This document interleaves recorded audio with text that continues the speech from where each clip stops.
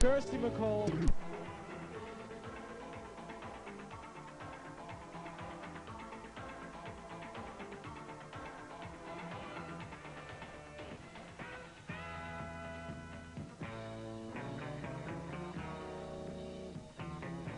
The Penthouse Suite, where engineer Darren Godwin spends a lot of his time.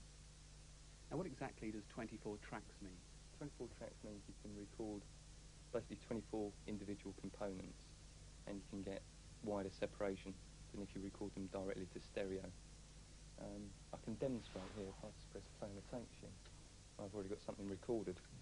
Like I say, it's split over 24 tracks, so I can basically get everything down, or I can get the maximum separation I can get is, say, a bass drum, a single bass drum on its own.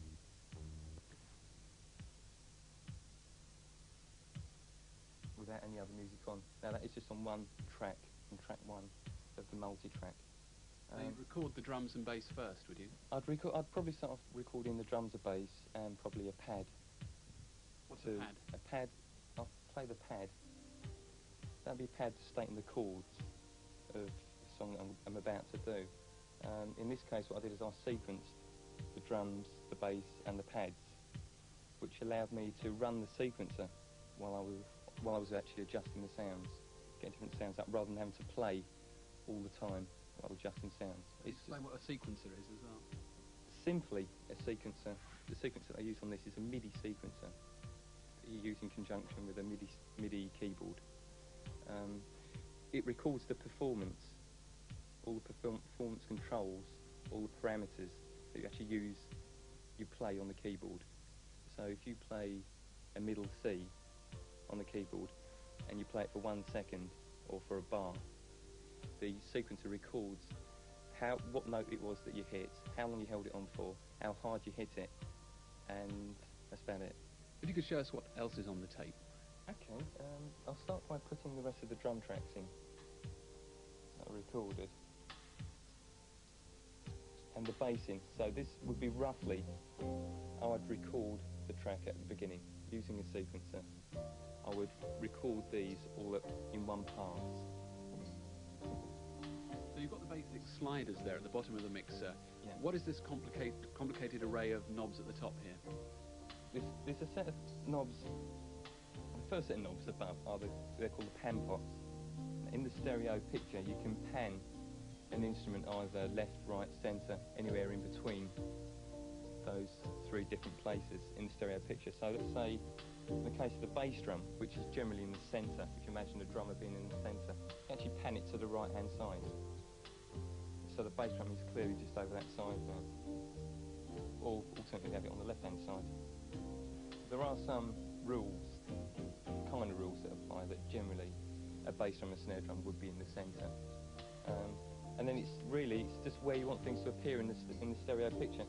The pads, I've got stereo pads, which is slightly biased to one side. And I've got another set of pads which is slightly biased to the other side, so they provide quite a nice stereo effect. Guitars, now this was recorded separately, obviously not sequenced, and I've got these panned over to the right hand side, and I've put an echo effect on the guitar, which is using the equipment that I've got on the back side there. So basically you have all the synth tracks plus the guitar, and I'll put my out-of-tune backing vocals in as well. Pretty nasty.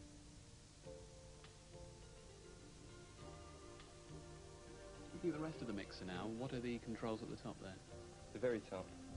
Well, going up, if I put the lead vocal in,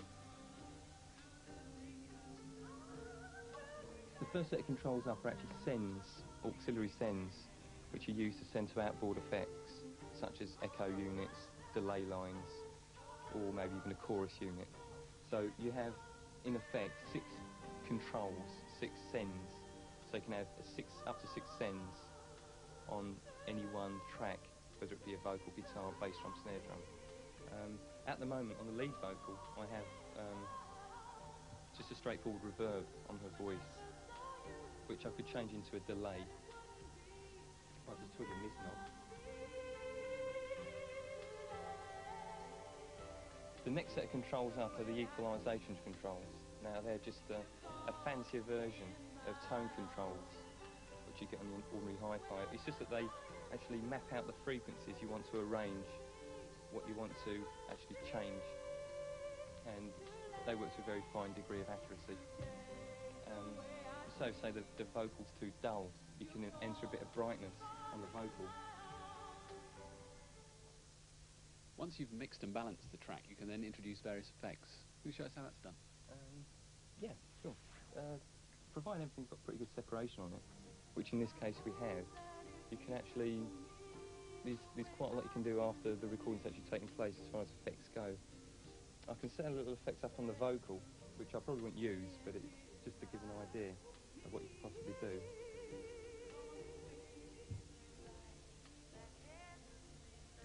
Once you start singing again, you'll hear it. Tense.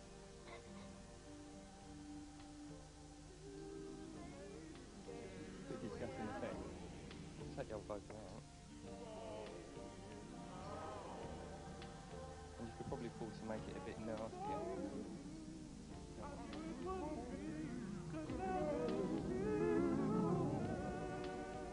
Can you explain digital sampling to us now? Simply, digital sampling is a way of capturing sounds. I've got a little box on the go here, just by chance, which I've actually sampled some of the vocal from the track. Just to give you a rough idea what goes on. I've already sampled it in there, I've edited it, so I've queued up straight on a piece of whatever. And that's actually captured in memory at the moment, and it'll stay there till I turn it off. Or I can dump it onto a cartridge so that I could use it any time I like. In this case, I'm not going to actually use this. This is just as a sort of demonstration, if you like. Now, you can adjust the pitch of this as well. By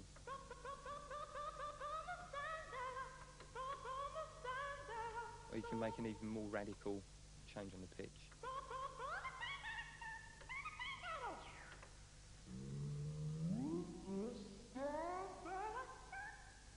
If you plug a keyboard via the MIDI on the keyboard, you can actually play a scale using that sound. Now, I say probably wouldn't use that sound on its own to actually play anything musical. Where it comes in useful, in fact, for the operation I've been doing here, is actually flying backing vocals in. So if there's, say, a really complex backing vocal part, which is, say, 12, 15 seconds long, and it takes a long time to sing it to get it in tune, the best thing to do in most cases is to record one, let's say in the choruses, in the song it's actually in the choruses, to record the backing vocals once, then to sample the backing vocals into a machine like this, in stereo, and then spin them in, which effectively means just punching them in at the right point in the song. And it saves getting tired singing, and generally the effect's quite good because the timing's never quite the same when you punch it in. So it does have a little bit of, it leans to and from one side when you're doing it. It's not a